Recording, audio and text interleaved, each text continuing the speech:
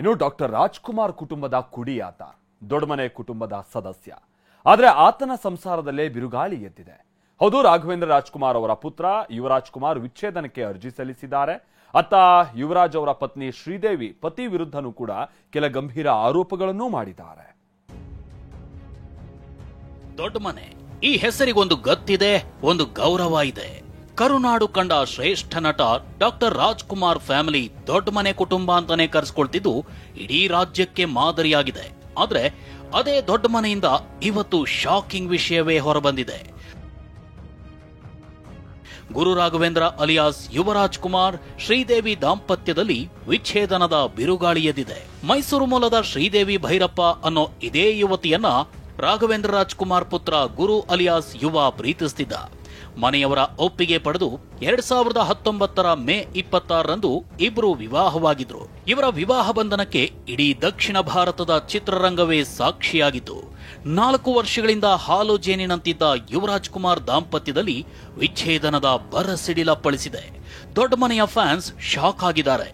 Divorce ವಿಚಾರದ ಬಗ್ಗೆ ಶಿವಮೊಗ್ಗದಲ್ಲಿ ಪ್ರತಿಕ್ರಿಯಿಸಿದ ಶಿವರಾಜ್ ಕುಮಾರ್ ಈ ಬಗ್ಗೆ ಮಾಹಿತಿ ಇಲ್ಲ ಅಂತ ಹೇಳಿದ್ದಾರೆ.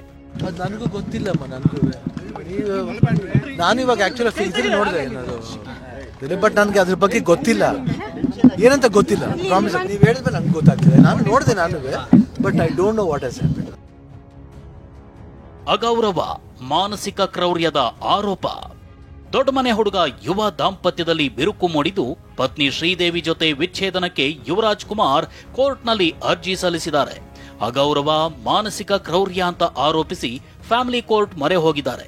ಕೆಲ ಕಾರಣಗಳಿಂದ ಇಬ್ಬರ ಮಧ್ಯೆ ಮನಸ್ತಾಪ ಉಂಟಾಗಿದ್ದು ನ್ಯಾಯಾಲಯದ ಮೂಲಕ ಶ್ರೀದೇವಿಗೆ ನೋಟಿಸ್ ಕೊಟ್ಟಿದ್ದಾರೆ.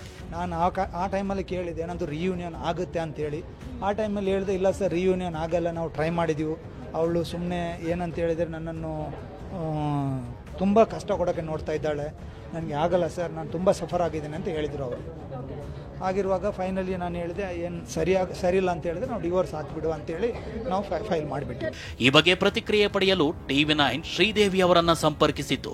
ವಿಚ್ಛೇದನದ ಬಗ್ಗೆ ಇಡೀ ಚಿತ್ರರಂಗಕ್ಕೆ ಗೊತ್ತಿದೆ ಅಂತ ಮಾರ್ಮಿಕವಾಗಿ ಉತ್ತರಿಸಿದ್ರು.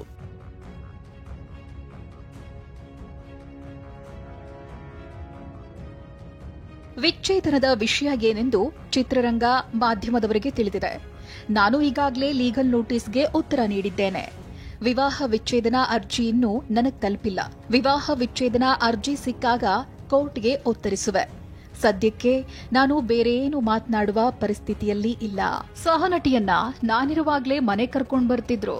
ಮದುವೆಗೂ ಮುನ್ನ 5 ವರ್ಷ ಪರಸ್ಪರ ಪ್ರೀತಿಸುತ್ತಿದ್ವಿ. ಮದುವೆಗೂ ಮುಂಚೆ ಯುವರಾಜ್ ಕುಮಾರ್ ನಿರುದ್ಯೋಗಿಯಾಗಿದ್ರು.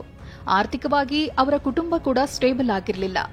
ಯುವರಾಜ್ ಕುಮಾರ್ ಅವರಿಗೆ ಕೆರಿಯರ್ ಬಗ್ಗೆ ಫೋಕಸ್ ಇರಲಿಲ್ಲ. ಮದುವೆ ಅದ್ದೂರಿಯಾಗಿ ಮಾಡೋಕೆ ಒತ್ತಡ ಹಾಕಿದ್ರು. ದೊಡ್ಡ ಮನೆ ಅಂತ ಅವ್ರನ್ನ ಹೇಳ್ಕೊಳ್ಳೋಂಗಿಲ್ಲ, ಹೇಳ್ಕೋಬಾರ್ದು.